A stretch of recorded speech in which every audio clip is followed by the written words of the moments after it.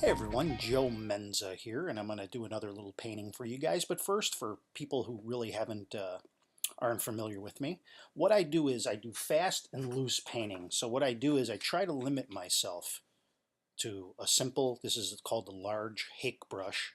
This is made by Ron Ranson. You can't see it because it's got Ron Ranson's name on it, I should say. Sometimes I will use a smaller Hake brush, but I really try to limit myself to just two brushes. That makes things simplified, and you do not have to stress over what brush to use. So I use what they call a rigger or a liner brush and a large Hake brush. And that is really the extent of the brushes. I may use more than one Hake brush, but if I'm ever in a situation, you have to take a lot of brushes and do a lot of things like that. Secondly, very simplified uh, palette. Now this palette looks pretty dirty because I was using it, but down to about 7 or 8 colors to make it very easy. Got raw sienna, burnt umber, light red, ultramarine blue, cadmium yellow, and Payne's gray, and alizarin crimson. I also add some Van Dyke brown, and this is some burnt sienna in here. I don't really use that a whole lot. Now, for my beach scenes, I've added another color to the palette, as I found when I was on the beach and things. So we'll do that now. We'll go into the painting. Let's turn this so you can view. Hopefully the lighting is pretty good this time. If it is, I'll try to make some adjustments as I go and turn around and look at the camera. So what we're going to do is a little simple beach scene. And if you were using the standard palette before, like in the rest of my videos, and you were doing trees, you'll notice that some things are going to change for this type of landscape. I'm a landscape painter, and there's like 3 types of landscapes really. There's the urban landscape, there's your standard regular landscape like lake, mountains, ocean, lake, mountains, wooded areas, things like that. And then you have your tropical areas, which are quite different in the way that they behave. And I'll go along with that as I go. Remember, I'm not a teacher. I'm a student, just like you. I've learned from YouTube, things like that. And I'm hoping you're joining me for the journey. As I improve, you'll pick up on things that I just picked up on. Sometimes you can learn from someone that's a little ahead as opposed to like an all-around master, because it just comes so easy. They don't stop and go over the things that they just learned.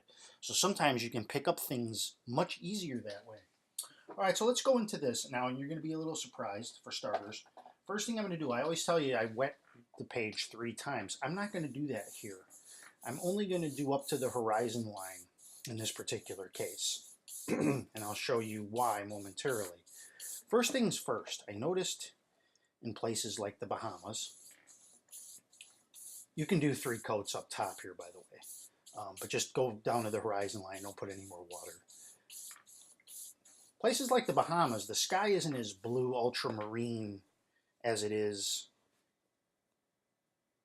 in other locations. It has more red in it. It's almost purpley in points. So we're going to take our ultramarine blue and we're going to mix it with light red. So we come up with a... Oh, you know what? Forget that. First of all, the first thing we always do is, almost forgot,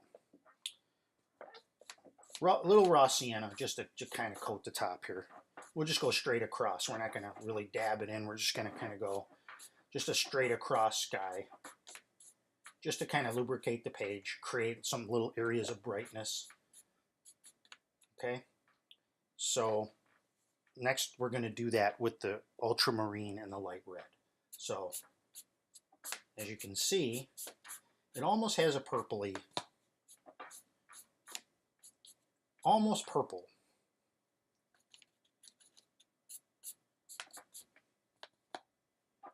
I hope you can see that on the camera. Might not be quite this dark purple. When it dries back, it'll be more so. But it's not just that bright blue. Like someone said, have cerulean blue or cobalt blue. And I was sitting there looking at the sky. It wasn't that blue. It did have some reddish to it. So just to kind of capture that in the background, and get almost like a, well, not a winey color. That's a little too much. But it's okay if that's in there. But you get what I'm trying to say. If you're doing a, look at some pictures of a beach scene and you'll see what I'm saying. I'm just going to dab in some, this'll blend in to give us almost some clouds here. This isn't getting as purpley as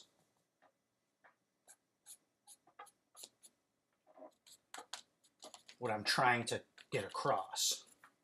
I should probably show you, let me go to my phone here and we'll bring up like a picture of something I took on the beach. And I don't know if you can get that here, but you can see there's a lot of red in the sky, and then you can see the green of the ocean water. Unlike a lake, here, this doesn't reflect the colors of the sky, where we always use the sky colors. The ocean has its own color to it. And again, there's a lot of red, if you can see that in here. There might not be as much in my painting, but that's okay. We got some light coming through here. That's all good. Okay. So, now you're saying, well, what do we do for sort of our ocean colors? Well, let's go ahead and let's get some land, a little bit of land in here, some distant land.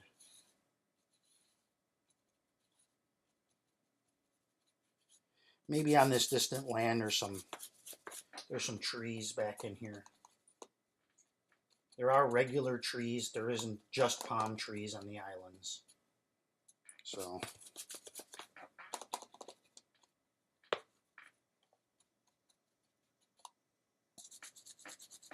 some brown. Those are yellow, cad yellow, and ultramarine. Sorry. And we'll get some little bit of Van Dyke brown on here with a little blue to darken this up. This is going to be a little bit of a land mass back in here. And so there we have our little land mass there. I'm hoping this isn't, let's turn this down, the lighting a little bit. I don't want this to have a glare to it. So the next thing is, now that we have our land mass in there, I'm going to show you what I discovered when I was there. I tried mixing blue and yellow. What I'm going to use now is a color called Viridian Hue or Viridian Green. This color really sort of captures, I feel, the ocean color. Now what you can do is, I'll show you on a piece of paper. I don't know if this is, just sort of ignore some of the scribblings here. If you drag your brush across, you can see it has kind of a greenish look to it. Now what you can do is, once you have that on there, you can add a little bit of blue.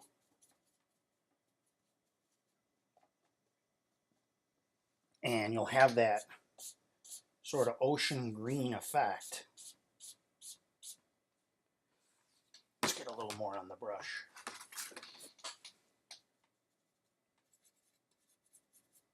Like a teal green or a turquoise green, or like a blue green. Get a little bit of water on the brush just to reach the hairs there. And back in here, I mean, you could put a little bit more blue. Let me wash the brush real good.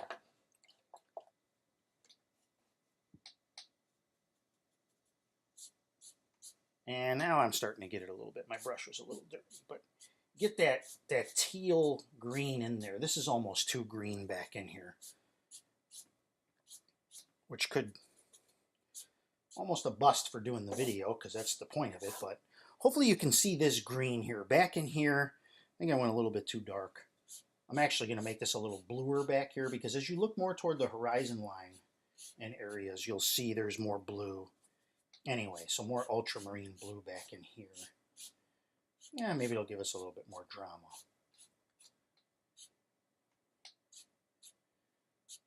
But this green in here, this is really more ocean based. I'm going to wet the brush a little bit.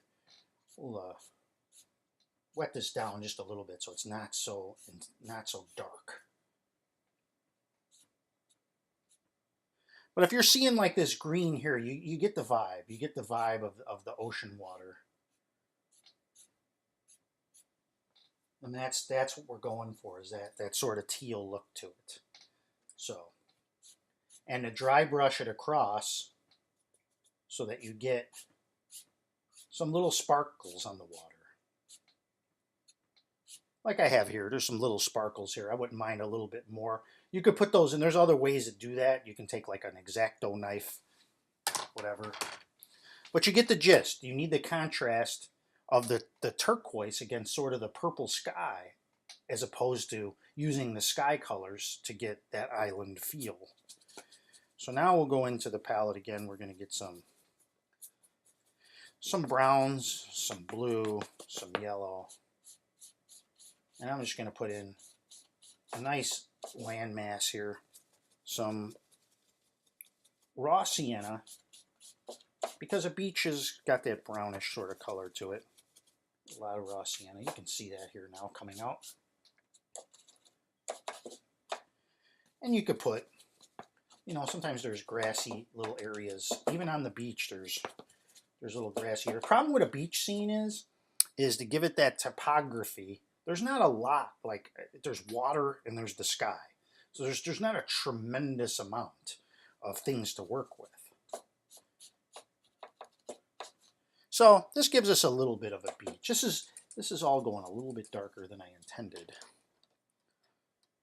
Adjust the lighting a little bit. Okay. But that's all right. As long as the idea gets across, that's the important thing. Now, the next thing is the tree. Now, normally I zip, and I do that. But with palm trees, they have a whole different look to them. So we're going to take them, we're going to get some brown, some Van Dyke brown, a little bit of blue. Don't mix it too much on the brush. Get a little variety. You can get a little red in there. Get a little variety on the brush. And then we're going to take our almost dry brush with the bristles so that they are kind of loose. And then we're going to start just loosely brushing in these trunks. I get a little more paint on here. A little bit of Payne's gray. And we're going to just loosely, and the base of these are always bigger at the very bottom. Not always, but there are different types of palm trees, but the typical classic palm tree has that sort of look to it. When you think about a palm tree in your mind, get a little bit of darker colors on there and just brush them in. You're going to see the strokes of the brush, and it's going to give it that texture that you see a palm tree trunk has. And then instead of my usual going down, go across, and just put a few marks in coming across. And then you can always go back in and rebrush, and it'll give some scarring to the trunk like it has. And down here we could put a little.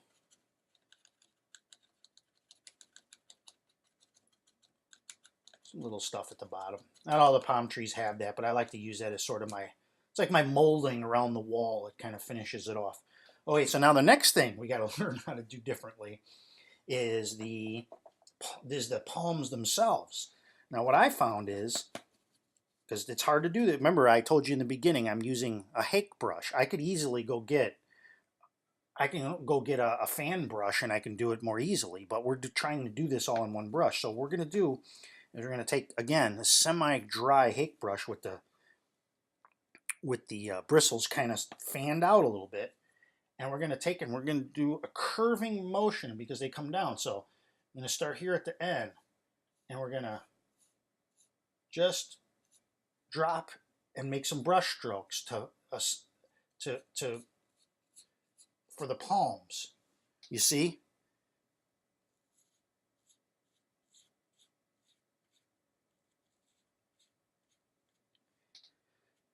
A little bit more here. So we're going to make like, they all have this droop to them. If you want to get the classic look to it, they all have that droopy effect. And then there's a lot of times one sticking out from the top. Now sometimes with the weight of it, there's one that sticks out from the bottom. And you could do that too. If you do too many, it might look overdone.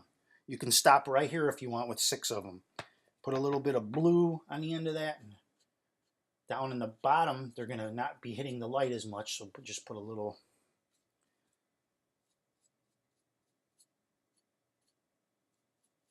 for shading, for lighting. Again, this you got to keep your Hake. Got to keep your Hake brush dry.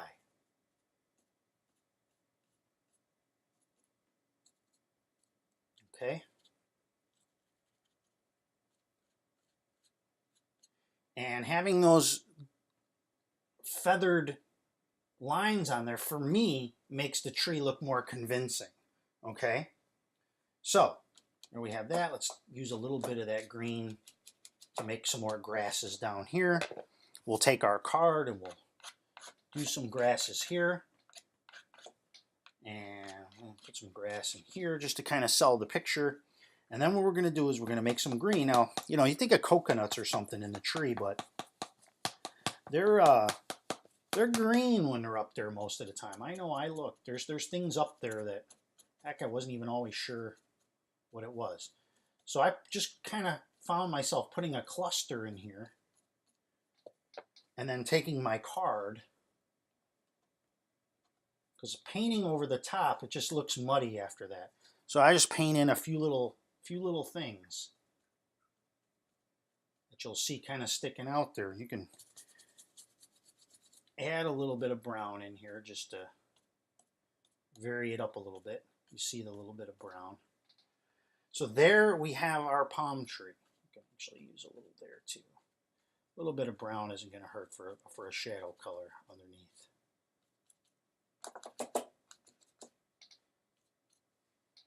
So there is our little palm tree.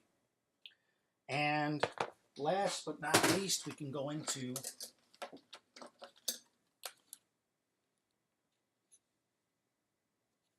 putting a couple little birds on there. Now, on the beach, they got these birds. They're like, I guess they're seagulls, whatever, but they're black and white or gray and white.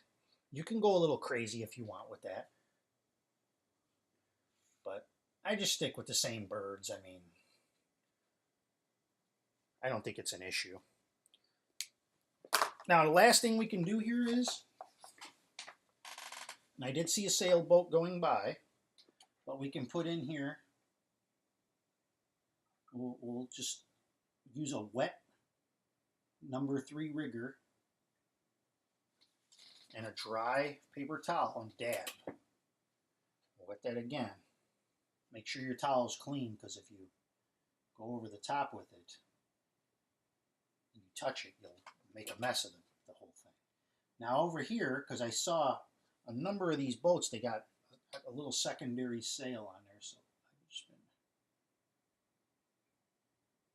I'm not a sailor, but I do like to look at the boats. So just a little secondary. I don't know if you can see that. Can you see that there? I'm going to cover. Hopefully you can see that. And then you can put a little bit, if you want to, underneath that. Doesn't really need it, but take a little bit of just a darker color and just give it a little.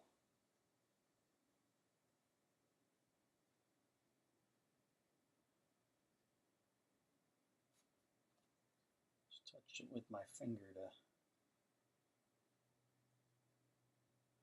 I don't want it to look that intense.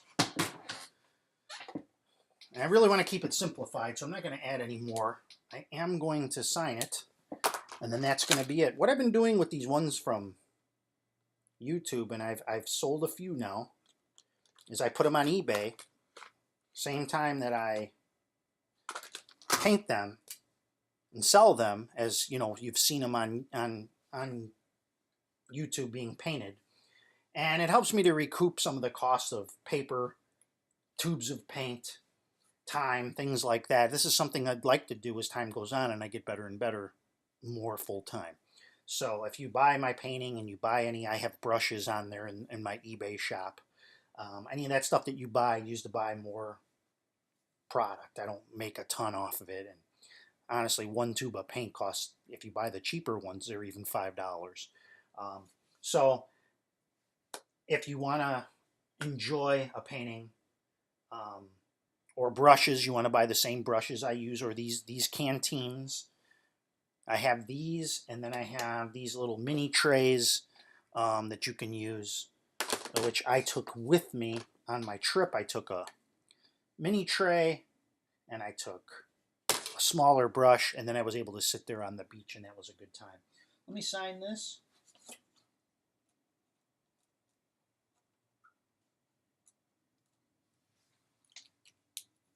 And I'll have close-ups at the end of the video. This one was a little longer. I did go a little bit more in depth.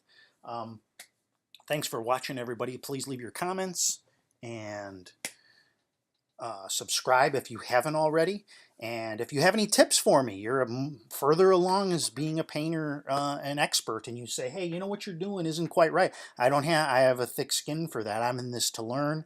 So if you have that, I'm game for any of that. So leave those comments as well. I appreciate it. Thanks, everybody. Take care. Okay, here's the close-up version of this painting.